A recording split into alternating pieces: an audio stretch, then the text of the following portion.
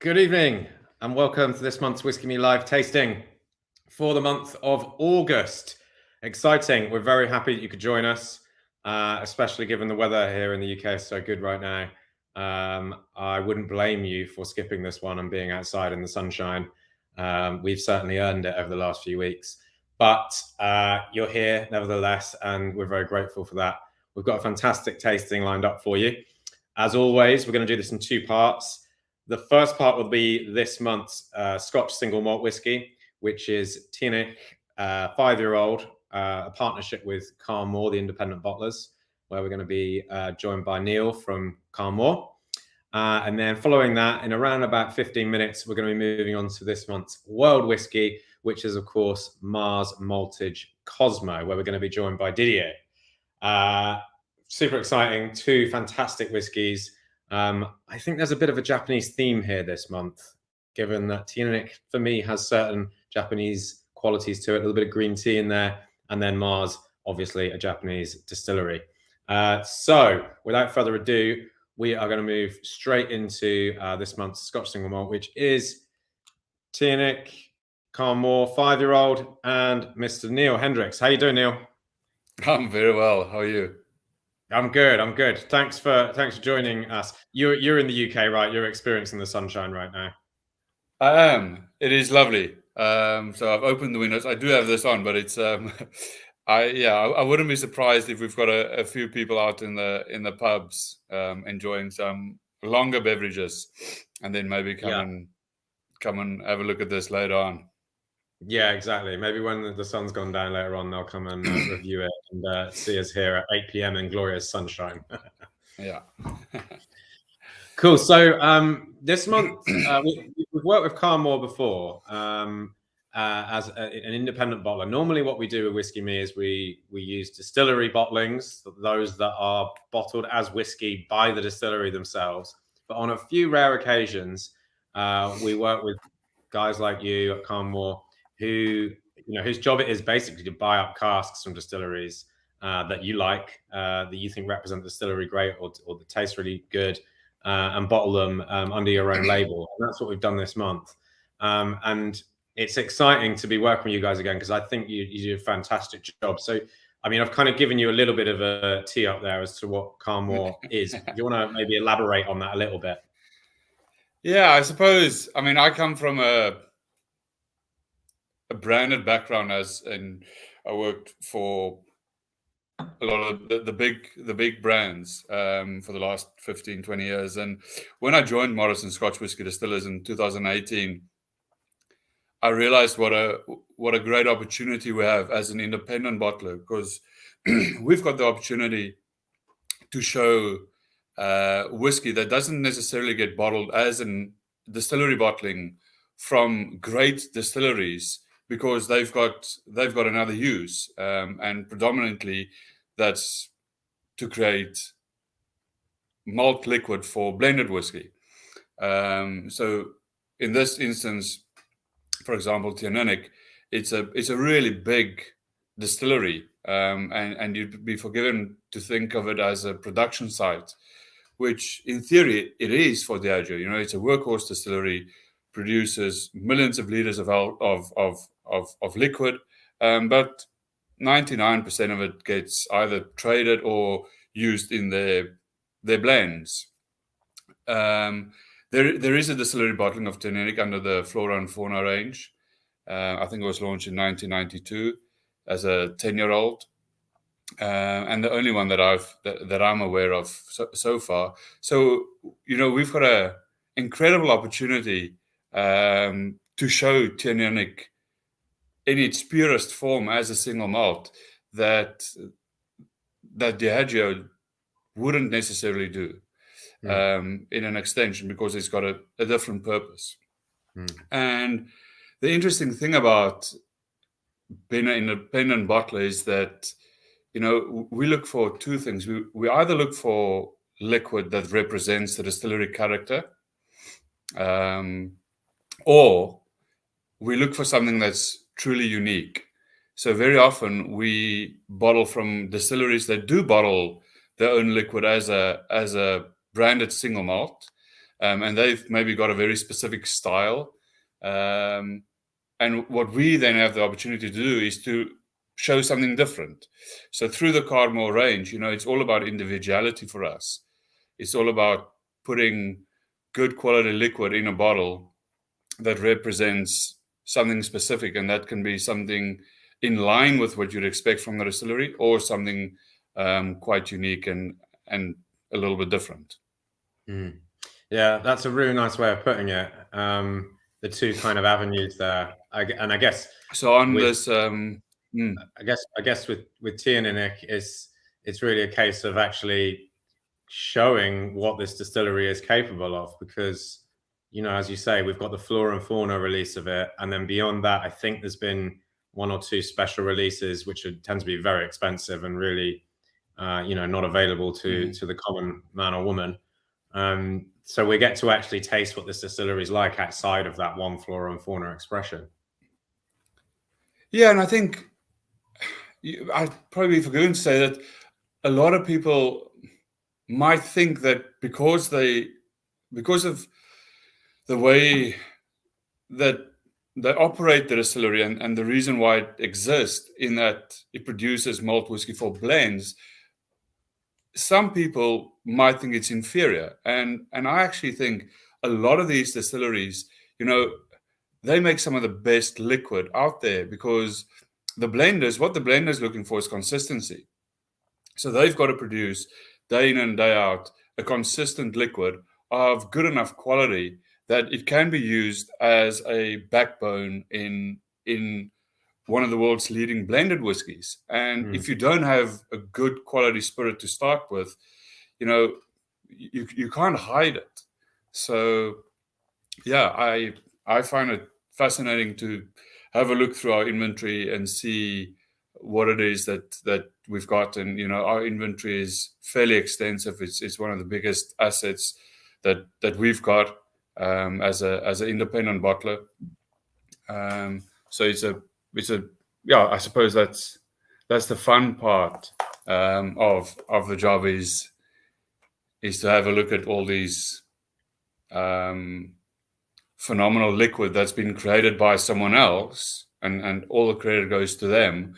It's really for us to cherry pick what we feel is the best expression that we want to put in a bottle. Yeah, you're kind of you're curating, aren't you? Really, selecting the artistry that you think it best represents, or is most interesting, as you mentioned before, perhaps distinctive, because it's doesn't conform with the distillery style.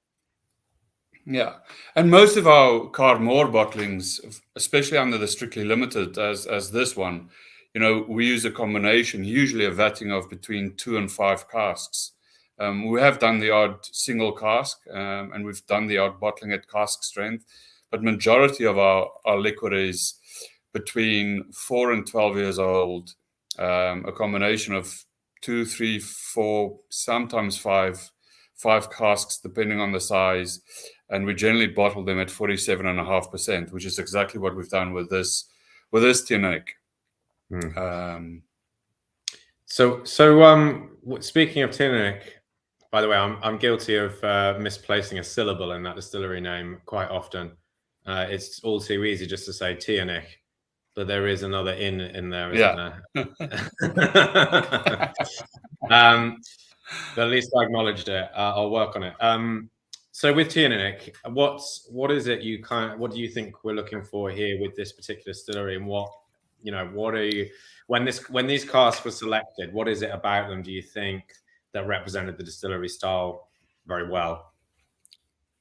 Well, I think you mentioned it in the introduction, and that's that sort of link to Japan, in that sort of almost a green tea, a herbal note that is very synonymous with Teaninich. And I think for this specific expression, this for me is an honest reflection of Teaninich, and representing its true distillery character and style, in the sense that it's matured in first full bourbon barrels. Yeah. And these bourbon barrels came from Buffalo Trace Distillery. The spirit is quite young, It's 5 months and 5 years and about 10.5 months, so almost 6 years old, which generally speaking in single malt Scotch whiskey terms, we'd probably refer to it as fairly young. But I really enjoy that because it shows the spirit in its not in all its glory, but it shows the spirit as true as it can possibly be. Because over the years now it will develop and it will mature and it will maybe soften a little bit. But I think this is a full expression, a lively expression of the Teaninich distillery character. I find there's a bit of sweetness there, and that sweetness can be vanilla, or even chocolate notes. Yeah. And then I get, but the fragrant note is what comes off first. Yeah, for sure. Super fresh. I mean, the distillery, it's in the Highlands of Scotland, so just northwest of Inverness.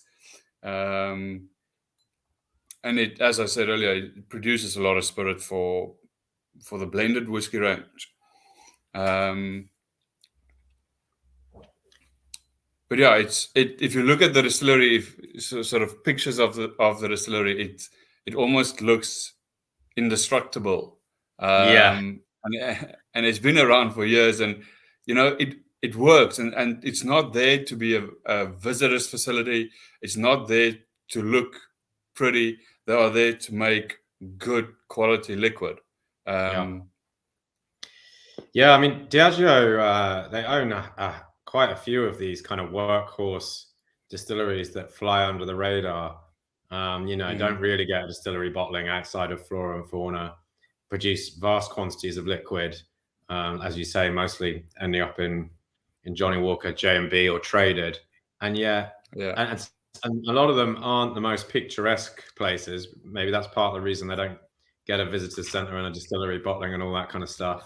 But nevertheless, they're capable of producing fantastic spirits. And some of the best spirits I've had have come out of independent bottlings from, the likes of Teaninich and the Thrusk and Carn Mor and so on. Like, there's some really, really good stuff there. Ooh. And that's why it's so important that we have independent bottlers to be able to showcase this stuff. I think it's a nice dynamic to the industry that, these places are not, necessarily celebrated by the owner, and that gives someone else the chance to really kind of put some passion into it. Yeah, I think that's well said, and we have to remember that the industry needs these distilleries, because without them, the blended whiskey market won't exist, and the blended whiskey market is such a big part of the global whiskey trade that we really need it to be successful and to survive.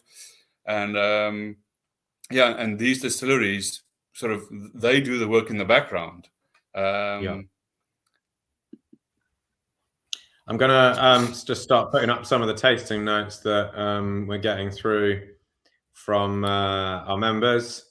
So fresh and floral on the nose, quite hot and spicy. I mean, that sums it up for me. I think it's got that floral, herbal, fragrant kind of element to it, and then a bit of spice when you get onto the palate. Some of that youthful kind of vigor shining through, I guess, the spice, And I probably agree with Bob that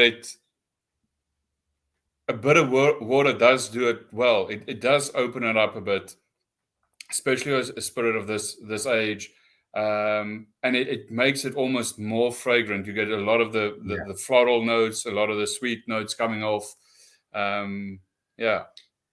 Water's often good for that, isn't it? Sort of highlighting that fragrant floral aspect of a whiskey. What have we got here? It doesn't make me think Highland. Yeah, well, I mean, it doesn't. I don't think it has that sort of. Certainly doesn't have maritime qualities to it, like Pulteney and so on. But it doesn't necessarily have that sort of robustness as well that you might associate with the Highlands, because of that herbal, sort of more delicate quality to it, I think. Yeah.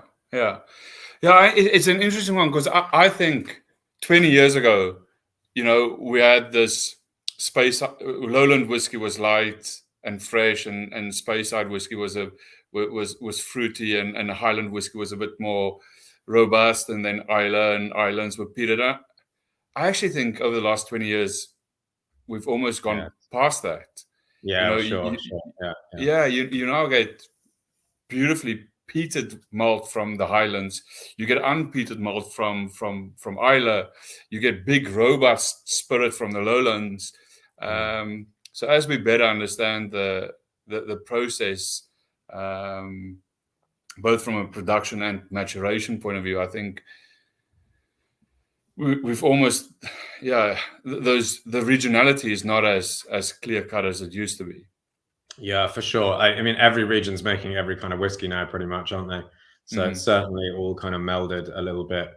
And even certain distilleries are making pretty much every kind of whiskey you might associate with a region. Yeah. Cool, good stuff. Well, I mean, I think it's fantastic whiskey. In summary, and I think some people might be put off by the number 5 years old. Oh, this is young, it's not ready, and all this kind of thing. But I think to your point, Neil, with a whiskey like this, where one of the sort of primary characteristics of it is this herbal kind of green tea, floral maybe kind of note to it. You put that in wood for a long time, and it sort of changes. You might lose some of that. It might change into something else that's interesting, of course. But when you want to kind of get to the heart of what a distillery tastes like, I do sometimes think it's best to go almost as young as you can without it being kind of rough around the edges. You want the oak to have had that time to have softened off the kind of sharp bits, but not so long that it just becomes homogenized into a kind of oaky flavored whiskey that could be from anywhere. Yeah. I just think it truly shows the quality of spirit from this distillery, because there's no hiding. It's not hidden behind age. It's not hidden behind cask finish. It is the most honest reflection of Teaninich. Yeah. Reminds me of a special edition Macmillan did a few years ago, green tea. Indeed, it is a little bit like that. I think that was aged in green tea casks, or it had a cask that contained green tea liqueur or something. Yeah. Yes. Cool, good stuff. Well, look, thanks, Neil. Hang in there, because we're going to bring in Didier now, and we're going to move on to our next whiskey. Hey, Didier. Hey, how you doing? Good, thanks. So you are from La Maison de Whisky, based in France. Yep, Which you're the European importer for Mars, and you've actually personally spent a few years living in Japan as well, haven't you? Yeah, that's right. I mean, Maison Whisky, we're kind of known for Japanese whiskey because we were the first to kind of bring in the Nikkas and Suntories in the 90s and early 2000s, and now we work a lot with Mars, the Chichibu, a lot of small craft distilleries as well. So we have a big Japan connection, that's for sure, and personally as well. I mean, I live there. And my wife's Japanese, I speak Japanese, and I'm passionate about Japanese whiskey. So it's a very happy occasion to talk about Mars today. Fantastic. We were remarking just before we went live that, and I don't know if this is the same for everyone that's watching at home, but it really does look like you two are sat in the same room with the same shelf behind you.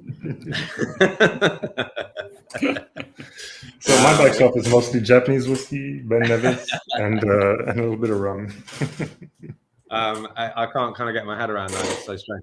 Anyway, well, look, thanks so much for coming on. It's great to have your expertise to talk a little bit about Mars and maybe a little bit more broadly about Japanese whiskey as well. We have this is not the first Mars we've featured. We did Cask back in, I think I want to say late last year, or maybe it was even about a year ago, in fact. And it's nice to move on to Cosmo. So do you know what? Before we talk about, I don't want to unpack an entire can of worms in. Maybe before we move on to Mars, do you want to just give us sort of brief? I mean, we're talking like 3 or 4 minute chat about Japanese whiskey and how it's evolved over the sort of past 100 years and where we are now.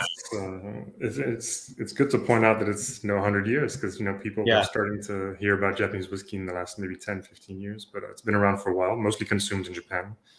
But they have kind of started getting international recognition, and it started selling abroad as well with mostly their higher end products. Now originally Japanese whiskey started with basically one man, Masataka Taketsuru, who went to Scotland to learn how to make whiskey. So Scottish whiskey is really the base for Japanese whiskey. Okay, we're not using American or Canadian or other methods. It's really based on Scottish whiskey. It has evolved over the years to kind of have its own specific kind of profile.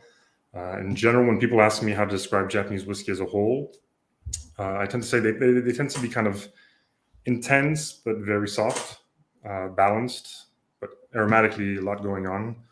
And they don't go to extremes. You're not going to get big peaters. You're not going to get big sherry cask whiskeys. They tend to be kind of balanced. Blending is a huge element in Japanese whiskey. And the three historic distilleries, which are like the three historic groups, I'll say, which are Nikka, Suntory, and Mars. All three groups have two distilleries, and they're really focused on blending. And what we're going to have today is actually blended malt. So a blend of different distilleries, malt whiskeys, but from different distilleries. And that's also the case with Nikka and Suntory. They have different distilleries. They're all about blending to gain something that has a nice balance, nice complexity, intense aromas, but never something aggressive. They're all about having something soft and light, easy to drink. Whiskey's been around for a long time in Japan, and the Japanese palate, is not so focused on big extremes. Again, the peat's okay, but when it's one element among others, we'll have like a slight kiss of peat on this as well, but you might not even notice it. I'm not a big peat guy, but Japanese whiskey is definitely always going to have something else to balance it out. So that'll be the general style. So historically, in Suntory Yamazaki Distillery, they're making a lot of noise because it's their 100th anniversary this year. So 1923 was the first Japanese distillery, which was actually built by the founder of Nikka, who went to Japan who went to Scotland to learn how to make whiskey. When he came back, he built the Yamazaki for Suntory. They didn't necessarily see eye to eye on everything. So 10 years later, he left and created his own distillery, which is Yoichi in the north of Japan. So that's 1934. So 10 years later, we have now the beginning of the two big powerhouses in Japan, which are Suntory and Nikka. Mars comes a little bit further down the line. They've been making shochu since the early 1900s. It's a pretty big company, based in the very south of Japan, in Kagoshima, which is in the Kyushu Island. And they only started blending whiskey in the 1950s. They opened their first distillery in the 60s. So it's still part of the historic distilleries of Japan. And so, they lost a few. They closed some distilleries. They reopened. They opened in other places. But basically, today they have two distilleries. One is in Shinshu, which is in the Japanese Alps, and they produce kind of a lighter, fruitier style whiskey. And one is in the south in Kagoshima, closer to their headquarters, where they make kind of more robust. The climates are very different, so the aging is going to be different as well. They're going to age quicker, more angel share. And basically, what we're going to try today is a blend of those malt whiskeys and some other malt whiskeys as well, because it's all about the blending. Let me just get my battery cord, because I'm afraid my battery might. No worries. Yeah, it's always fascinating to hear the history of Japanese whiskey, I think, because it does feel. I mean, certainly now it's starting to feel like it's been on everyone's radar for a while. I remember the first bottle of Japanese whiskey I opened was in 2001, and I was working at a restaurant down here in Cornwall where I live, and I'd read an article about Japanese whiskey, and I thought, I better get some in. I think it was Yamazaki 12. Wish I'd held on to a few more bottles of that now, because it would have cost hardly anything at the time. And I remember serving it to some regulars who came into the restaurant who liked Scotch single malt, and they were pretty indifferent about it, kind of almost a little bit cynical, kind of turn their nose up at it. They didn't consider it. They considered it to be sort of inferior, and I think it was really just their prejudice against something new rather than the liquid itself. Because as we all know, Yamazaki 12 is pretty good whiskey, and look at where we are now, where it's a struggle to get hold of any Japanese. Well, certainly a struggle to get hold of Suntory products in the UK, and a lot of the Nikka products are, changing or drying up as well. Thankfully, though, we have Mars, which is great. Yeah, but yet Mars is a much smaller distillery. It's 60 times smaller than the largest distillery in Japan, which is Hakushu. And they've only got one pair of stills in each of their 2 distilleries. So, it's still considered kind of a craft distillery. The thing is that, of course, less people know about it. so there's more to go around, and there's less to go around, but there's less people kind of going after it. Because when you get into Japanese whiskey, obviously you start with Suntory, Nikka as well. And then when you start digging a little deeper, that's when you start coming up with the more historic distilleries like Mars, which are a lot less known outside of Japan. And then, of course, you've got the Chichibus and things like that, which are even harder to get because they're just tiny, they're very small productions. But yeah, Mars is kind of like always that next step. You discover Japanese whiskey through Suntory and Nikka, which make great products. Which won world best whiskeys in blind tastings, and then once you kind of want to look beyond, you have to kind of be careful because there's some brands that just kind of basically bottle Scotch, and this is something the Japanese have always kind of blended in Scotch whiskeys with their own blends. But then with the kind of this Japanese whiskey boom, a lot of people have been kind of trying to take advantage of it, and they're trying to put in some kind of rules now to keep that in check. But always kind of make sure there's a distillery behind the brand, and in the case of certain culprits of this that have come out in the last few years, haven't there? Where it turns out what we've been drinking is in fact Scotch whiskey, entirely Scotch whiskey in the bottle, which is disappointing to learn. Could you, given you've spent a bit of time in Japan and obviously know the whiskey category very well, what's your impression of how the sort of main the players we've sort of talked about, the big ones, Nikka and Suntory and their respective distilleries, as well as Mars and Chichibu, how are they perceived in Japan? What's the ways in which they're viewed? Is Suntory seen to be, it's the oldest, it's the biggest, and therefore, maybe that's not the one I want to drink. I want to drink Chichibu. How does that feel to Japanese people? I think for the general public, Suntory is definitely the most well known, and Suntory is huge. They don't just make whiskey; they make Suntory beer. They have Suntory iced tea and stuff like that. So Suntory is definitely the most well known for the general public, and they're really good at advertising, marketing. They relaunched whiskey in the early 2000s with the highball boom. Basically replacing beer by whiskey with sparkling water and ice cubes, and so they kind of relaunched the whiskey business, which was going downhill. Just getting a pretty actress to drink a highball, on TV, and doing a lot of footwork as well in the local pubs. Yeah. So they're very well known because they're very visible and they're very good at it. Nikka is a little less known. They tend to be more kind of the whiskey drinkers. They tend to have a little bit of peat that you won't usually find in the Suntories except for Hakushu, and so they tend to have a little bit more character. So they're kind of like the other mainstream whiskey, but kind of more geared towards people who were looking at the liquid. And Mars and Chichibu and the other local, new craft whiskeys, I would say they are kind of really for the whiskey experts. Typically people who will be joining us here, in the equivalent in Japan, people who really are interested in whiskey and read up about whiskey. And those are the people who are going to be drinking Mars, Chichibu, and Chichibu was great because it's a new distillery and they kind of relaunched the craft thing. But Mars has always been around, but always kind of in the background, and it's kind of resurfacing now because people are paying a little bit more attention to craft distilleries, whether it's in Europe or in Japan. Now small doesn't necessarily mean less. Small is actually a good thing. And so Mars is kind of resurfacing. They've been doing a lot of work with their new distillery. In 2016, they opened a second distillery called Tsunuki. Okay. And they're giving kind of like free reign. They got a young team. They're giving them free reign to do a bunch of experimentations and tests.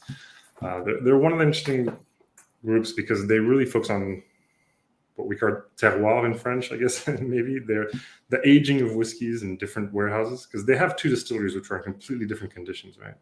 Tsunuki's in the south, very hot. They've got Shinshu, which is in the mountains, up high and quite cold. And then they've even got a third cellar where they don't have a distillery, but they have an aging cellar in yet another small island in the south of Japan. Where it's the island that actually served as an inspiration for Miyazaki's, what was it called? Spirited Away? No, not Spirited Away. The Princess Mononoke. So it's kind of a jungle situation for those who've seen the movie. And so they're really playing around with these aging conditions. So it goes from anywhere from 4% angel share to more than 10% angel share. In Yakushima, basically, they say it rains 35 days a month. So that's kind of a little Japanese humor for you. But basically, I'm trying to... So I was going to say, I mean, we have seen this with other distilleries, and it is an interesting way of doing things, particularly if you need to, like you say, there's an emphasis here on blending. And when you need to sort of diversify your in-house stocks of whiskey, but you can't change your equipment out, you know, what do? Well, you just put it in cask and put it in different locations, right? And then you're making kind of different tasting whiskeys because of those locations. Exactly, and so for now they're kind of trying to searching themselves. So they're aging, you know, whiskeys from the Shinshu distillery in the other two areas as well. Basically, they're aging the new makes in all three locations. So they're trying to kind of make this wide palette, and that's true for all Japanese whiskeys. You know, they try to make a wide palette of flavors, and you know, Yamazaki does it with different types of stills. You know, Nika does it as well with different barrel types and peat levels and things like that. So you know, it's something that's very Japanese to kind of, even though they only have two distilleries, they're not going to be able to buy buy casks from other distilleries, like they can in Scotland, for example. There's 100+ distilleries. So the blenders really have to kind of work in-house to create variety and diversity. And that's where the Japanese kind of really specialize in. And Mars they've been focusing really on the aging. So lots of different aging regiments, and they do peated whiskey, non-peated whiskey. They have different casks as well, but they really focus on the terroir. I think when I was talking to the master blender, he was saying that they really started kind of this approach when they got the world's best blended malts for their 3+25 Mars maltage, which was aged for 3 years in one distillery at Yamanashi, blended with another whiskey aged 3 years in Kagoshima, and then aged further in the Shinshu for 25 years. So, and then they won a medal, and they're like, wow, actually, this different aging kind of gives it some complexity and brings different things. So their goal down the line is to really use this diversity to create like blends. Even though today a lot of their single casks and things like that are kind of different reflections of the different agings and different distillates. Down the line, the idea is to make something like this, the Cosmo, where it's going to be a blend of these different malts aged in different places. Well, a little bit of a spoiler alert for our members. But next month, we're featuring our world whiskey is from, shall we say, the Middle East. And I believe they age in 5 different locations that are all rather different to one another, from coastal through to desert and kind of everything in between, mountains. So we'll probably be having a similar conversation next month when we talk about that whiskey. But I won't give anything else away, although it probably isn't that difficult to narrow it down because there's not that many Middle Eastern distilleries. And that's a good example. Those are probably Mars and this other distillery you're mentioning are some of the few that are really experimenting with aging locations. It's one way to kind of create diversity. Yeah. So is there anything else you can tell us about Cosmo in particular, about this expression? So it is a blended malt. So there's no grain whiskey in here. It's all malt whiskey. Now there's malt from their 2 distilleries, some Scotch as well, probably. And, you know, the profile is probably going to change as they develop more whiskeys. And like I said, they're always still kind of experimenting. And so they're going to kind of refine it more and more. But, you know, they're not very old whiskeys. You still have quite a bit of malt character that's still present, which you don't usually get. I mean, the Japanese, they don't really go after malt character. They tend to be more on the fermentation, fruity notes or aging notes. They have very clear worts. They filter quite a bit. So, but here I do find quite a bit of maltiness to it. And that's because they are not very, very old either. You know, this is a whiskey. I mean, typically in Japan, especially in the weather like we're having now, they're going to be drinking them on the rocks, or even a mizuwari, which is, you know, kind of basically it's a gin tonic, but whiskey and soda. So it's a long drink, sparkling, and it's, you know, progressively. I'm not going to say replacing beer, because beer is still #1 in Japan, but it's kind of, you know, bringing people back to whiskey in the sense that they get something light and sparkling and malty, but without kind of the sugar and the heaviness of the beer. And it's a Mizuwara is often drunk with still water as well, isn't it? Just stirred down over ice with flat water. Yeah. So Mizuwara would be still water, and Highball would be the equivalent of sparkling water. Sorry. Yeah. And you can, in the West, it's remarkable how delicious whiskey can taste, just ice cold in a long glass with mineral water.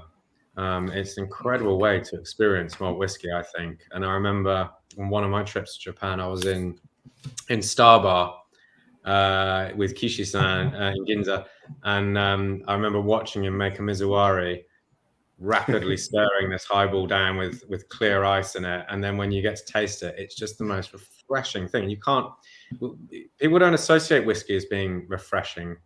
They think it's sort of a winter drink, but my God, when it's crisp and cold and diluted like that, it's the most delicious drink. Yeah, that's all my wife drinks. She's got her highballs, and for the Western palate, sometimes it might feel a bit light. So the ginger ale might be another option, but it's not the same. Like you said, this refreshing kind of really cold feeling, and I think part of it is due to the fact that the Japanese, they always drink when they eat. They don't kind of sit by the fireplace and drink their whiskey. They will drink as they eat, and so something sparkling, lighter, and with lower in alcohol goes down easier with food, especially in the summer, which can be quite humid in Japan. Yeah. I'll get up some tasting notes. Well, I've got a question here. I think on the tasting card we said various casks, and we've obviously emphasized the importance of blending here. Do we have some idea about the different casks that are used to make Cosmo? No, they don't go into the detail of the blends, but they definitely use sherry casks. We've had single barrels of Shinshu as well as Teaninich and sherry cask. Cognac, I'm not sure I've seen before, but I wouldn't be surprised if they use it. It's not one of the more traditional ones in Japan. They tend to focus more on the typical Scotch, ex-American or ex-sherry. Yeah. Mizunara is not a big. As far as Suntory uses a little bit, but Nikka and Mars, they don't go the Mizunara so much. That's the Japanese oak more. Yeah. Sorry, the Japanese oak. Yeah. So it would mostly be in the bourbon kind of sherry. Yeah, it leaks a lot. It's a pain in the ass apparently, so they don't like to use it much. But every now and then, if they put out a Mizunara edition, it does kind of stand out. So yeah. Another one is wine casks, because they do have a wine production, especially Mars. They have wineries as well, so they do use some wine casks for their aging as well. Yeah. When I was doing the tasting notes for this, it was I put together the tasting on the card, and it occurred to me that it kind of tastes like its name. So Mars being a Mars bar, like a chocolate, nougat, maltage, obviously malt, and then Cosmo is like cosmopolitan, which is basically orange and citrus flavors. So you've kind of got all three.